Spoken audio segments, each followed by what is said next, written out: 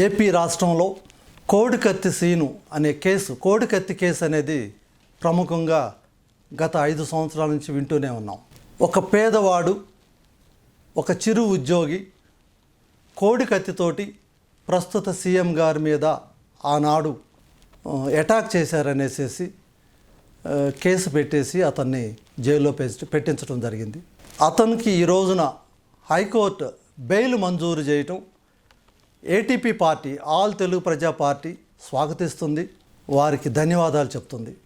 ఇక ఒక ముఖ్యమంత్రి, ప్రస్తుత ముఖ్యమంత్రి మీద హత్యా ప్రయత్నం జరిగితే 4.5 సంవత్సరాలు అయినా కూడా ఈ సీఎం మీద హత్యా ప్రయత్నం ఎవరు చేశారనేది కనిపెట్టలేకపోవటం, మరి ఈ సీఎం అసమర్థ పాలన కింద అనుకోవచ్చా, లేక ఎవరైతే హత్యా ప్రయత్నం చేశారో చేపించారో అది కనిపెట్టలేకపోవటం పోలీసుల అసమర్థత, లేక కోడికత్తి సీను ఎవరైతే ఒక దళితుడు 4.5 సంవత్సరాలు 5 సంవత్సరాల నుంచి జైల్లో మగ్గుతున్నాడో ఆ కుటుంబాన్ని వేధించాలనే లక్ష్యమా అనేది అర్థం కావట్లేదు. సో ఒక వ్యక్తి మీద హత్యా ప్రయత్నం జరిగినప్పుడు, ఆ వ్యక్తి చేతిలోనే అధికారం ఉన్నప్పుడు కనీసం సింగిల్ కేసును కూడా ఛేదించలేకపోవటం చాలా దురదృష్టకరం.